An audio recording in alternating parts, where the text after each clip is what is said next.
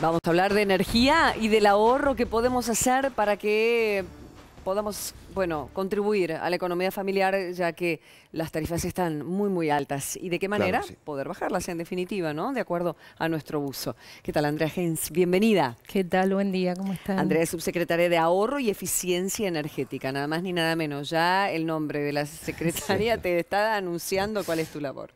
Sí. Bueno, hay una serie de consejos muy interesantes que están publicando, un estudio que han hecho y un estudio mucho más grande que se prevé hacer. Sí, bueno, el estudio que vos haces referencia en realidad lo hizo gente del Enargás hace un par de años en algunas viviendas de la Ciudad de Buenos Aires, pero estamos planificando junto con el INDEC hacer dentro de la encuesta nacional de gastos de hogares, incluir una cantidad de preguntas relacionadas con el uso de energía para entender cómo se usa la energía en los hogares, para qué se usa, con qué parámetros de consumo, qué tipo de equipamiento, Claro. y eso nos va a servir para definir mejores políticas públicas de cara a ayudar a los usuarios residenciales. Bien. Bueno, y justamente de cara, estamos en otoño, pero falta no mucho para que llegue el invierno, van a Sí. bajar las temperaturas y me parece que todos comenzamos a tener mucha conciencia de cómo utilizar bien la energía eléctrica, pero necesitamos empezar a implorar un poquito más en la conciencia de cómo usar bien el gas, Sí. ¿verdad?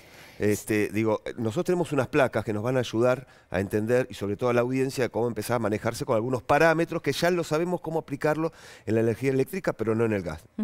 A ver, allí está, algunos temas. La Bueno, primera. En el tema de calefacción, como bien vos decías, ahora que viene el invierno, el primer consejo tiene que ver en cómo usamos la calefacción. Lo primero es no calefaccionar ambientes que no estemos usando, no dejar la calefacción encendida cuando no estamos en casa. Después, por otro lado, regular la calefacción de manera de estar con una temperatura confortable con ropa de invierno. Estamos en otoño, estamos en invierno, no esperemos tener una calefacción que haga que necesitemos estar en manga de remera. O sea, adentro un saco, un abrigo liviano, y eso es lo que nos va a decir que la calefacción está en una buena temperatura.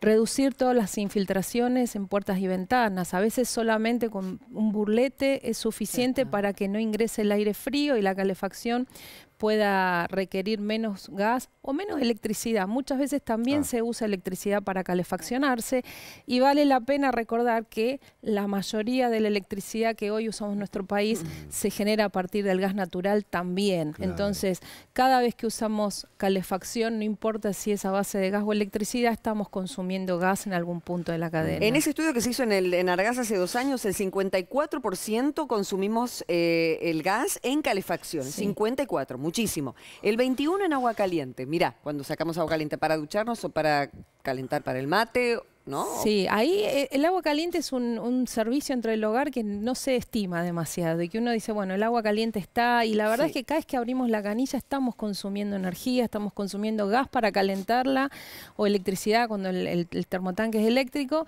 y también estamos consumiendo energía para que el agua llegue a nuestros hogares.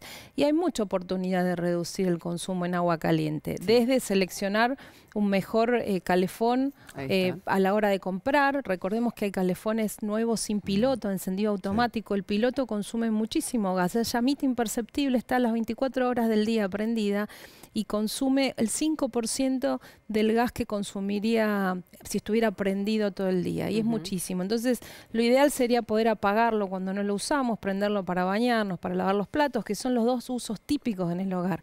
Pensemos en qué otro momento usamos agua caliente de la canilla, y la verdad es que es solo para bañarnos o lavar los platos. Y ahí tenemos una oportunidad. Lo mismo, no mezclar agua fría y agua caliente. Es una práctica. Lo mejor es regular el antigua. calefón o el termotanque de manera que el agua salga a la temperatura que la vamos a usar, porque esa mezcla genera ineficiencias y genera que consumamos más gas para calentar ese agua. Ayer justo en internet estaba mirando cómo hacer que la flor de la ducha esté en buen estado, sumergirla en Sí. vinagre. La sumergís en vinagre y Sí, ya sí, está. claro, se Claro, porque le saca sarro. todo el Claro. sarro. Buenísimo. Sí. Bueno, es una buena práctica esa, ¿no? Mantener Sí, el artefacto el limpio. artefacto limpio, y eso hace que con menos agua tengamos la misma sensación de confort al momento de tomar una ducha. 7 minutos promedio de ducha.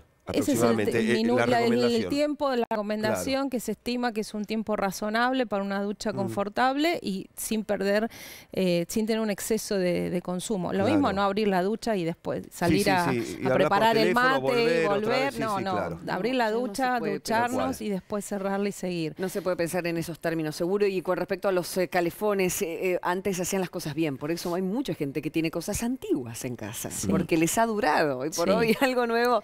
Pero vamos a hablar de la cocción, que es lo importante, que es lo que hacemos todos los días en casa y de qué forma poder ahorrar más. Y arrancamos con la hornalla. Bueno, ahí tenemos con la hornalla, lo importante es usar recipientes, una cacerola, fuente que no sobrepase el diámetro de la hornalla. Lo mismo, ahí vemos las imágenes, no usar recipientes que excedan, que la hornalla exceda el diámetro, no usar hornallas para calefaccionar. Eso es de lo más ineficiente que podemos usar, prender la hornalla y peligroso. Y además muy peligroso para la seguridad en el hogar. Tapar los recipientes a la hora de cocinar es una medida absolutamente sencilla y uno hasta la puede desestimar, pero eso hace que consumamos menos gas durante la cocción. Perfecto. De la cocción pasamos al piloto. Claro, hablábamos de los electrodomésticos de antes que eran buenos y venían así, de esta manera.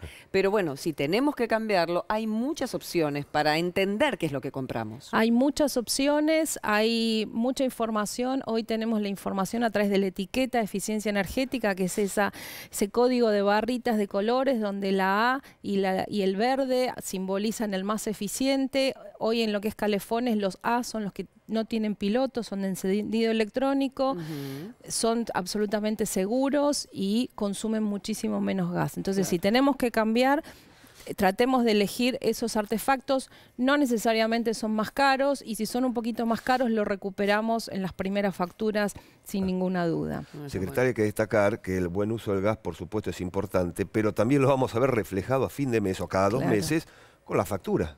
Esto es muy simple, digo. Sí, porque además recordemos que no solamente gastamos menos y bueno, vamos a pagar menos, sino que también siguen vigentes los incentivos para los que consuman menos respecto del mismo periodo del 2015. Entonces ahí tenemos una oportunidad para reducir considerablemente nuestras facturas. Bueno, se viene ese estudio profundo junto con el INDEC como para tener también, si uno sabe en dónde está parado, es más sencillo.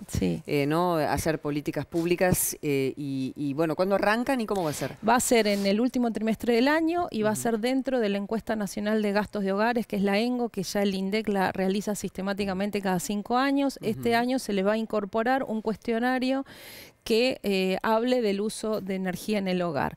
Y en la primera parte, que va a ser durante el último trimestre de 2017, vamos a tener una representación regional y en el primer trimestre de 2018 la representatividad va a ser provincial. Esto es importante porque nos permite conocer el patrón de consumo en cada provincia, porque no necesariamente todas las provincias consumen igual por un tema básicamente de clima. Tal vez no seas la funcionaria para hacer esta pregunta, pero ¿cuándo va a ser el día en que el país tenga toda red de gas?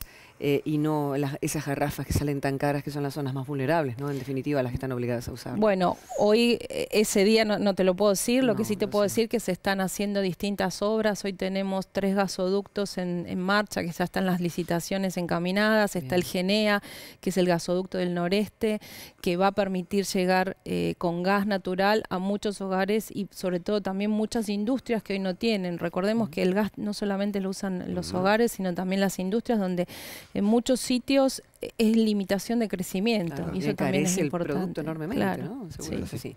Bueno, muy bien. Bueno, y aprovecho para dejarles esto, nuestra guía de buenas prácticas en el hogar, que la pueden en las escuelas donde se están... La pueden consultar en nuestra página web, que es www.minem, ahí está, Gobar, consejos de eficiencia. Acá, perdón. ¿Cómo vengo hoy? Ahí tienen en cada uno de los hogares, de los ambientes del hogar, qué podemos hacer, cómo podemos elegir los equipamientos y qué cosas podemos hacer con medidas sencillas de uso diario. Bárbaro. Muy bien, entonces. Gracias, secretaria, muy amable. Bueno, gracias.